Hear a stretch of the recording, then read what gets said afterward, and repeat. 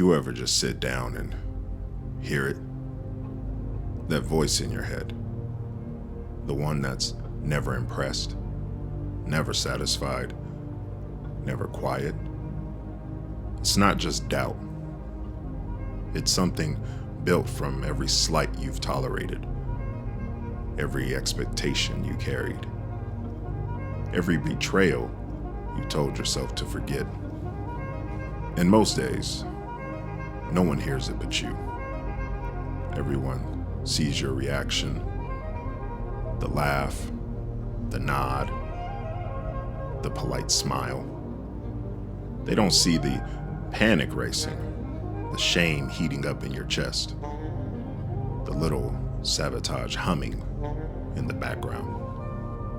Like, let's say we're hanging out, me and you, and a friend invites me to a get-together, and I tell you, hey, we got to get together, we're going to. Can you come? And you say, you've got 30 minutes.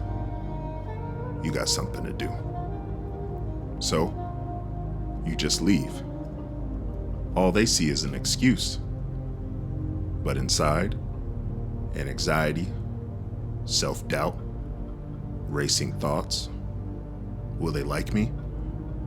Am I enough? You see, it's a battlefield in there.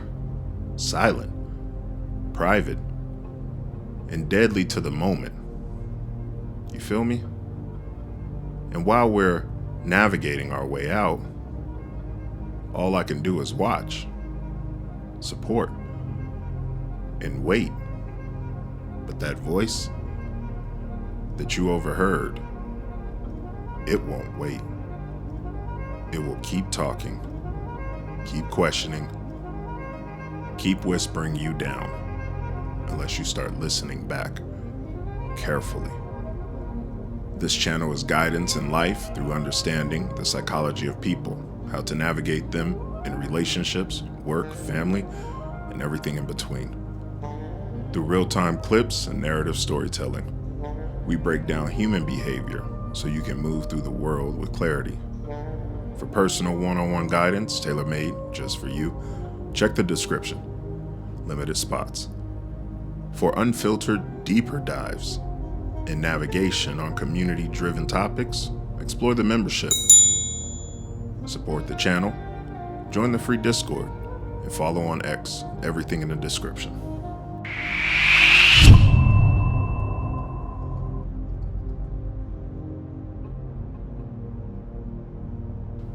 Here's the trick. That inner critic doesn't exist to make you stronger. It exists to keep you small, cautious, compliant.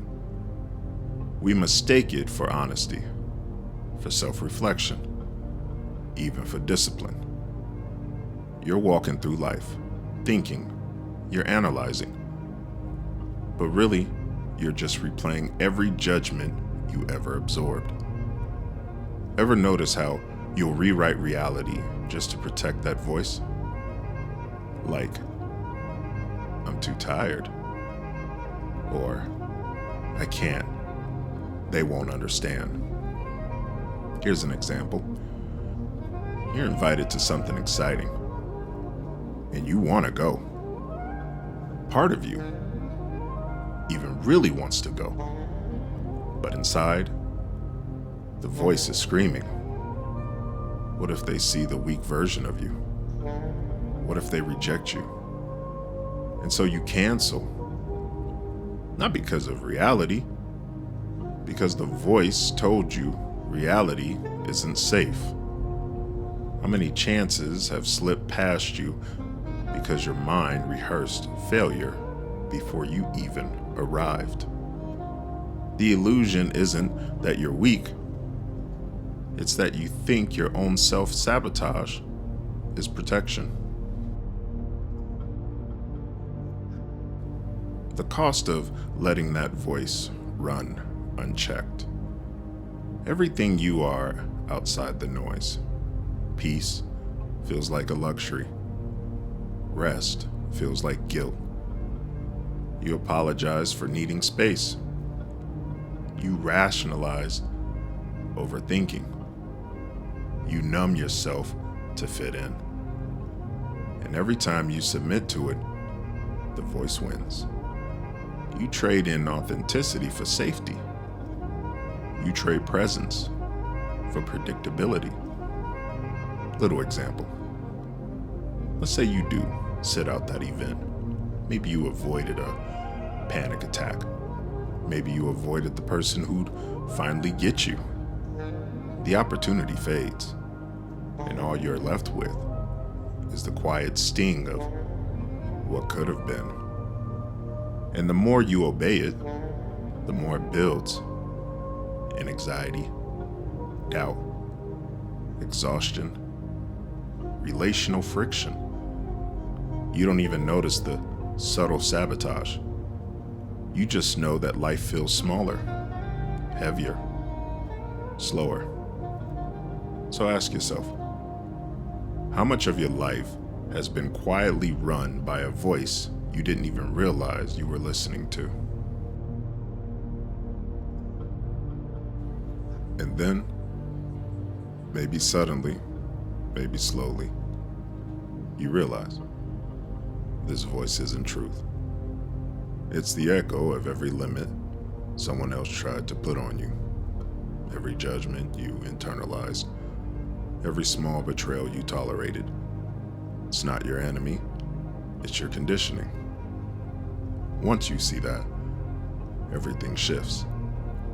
You notice the pattern, you feel the weight lift, and you start asking the real questions. Which thoughts are mine? Which are borrowed? Which are feeding me? And which are starving me? That's where freedom begins. In recognition, not denial, not repression, just awareness. Ever felt that quiet flicker that says, this is me, right here, right now, no performance? That's waking up. Real growth isn't fighting the voice, it's noticing it, understanding it, and choosing differently. You start small, one thought at a time, one choice at a time. When you do that, the world doesn't change, you do. Suddenly, silence isn't a prison, and anxiety isn't a cage. Presence becomes something you can own. Let me give you an example. Let's say you go to the event anyway. You don't vanish. You just show up. Messy. Human. Vulnerable. And for the first time, maybe someone sees you. Or you see yourself clearly. Every choice like that rebuilds reality through you. So ask yourself, how would your life change if you met your inner critic with curiosity instead of fear? The voice inside you won't disappear, but it doesn't have to lead you either. You don't need to fight. You don't need to hide. You need to see. And once you see, once you choose to act from awareness instead of fear, you begin living different. You reclaim presence. You reclaim connection. You reclaim choice. And that's the moment you stop being a victim of your own thoughts. Remember, it's always better to understand than to be understood.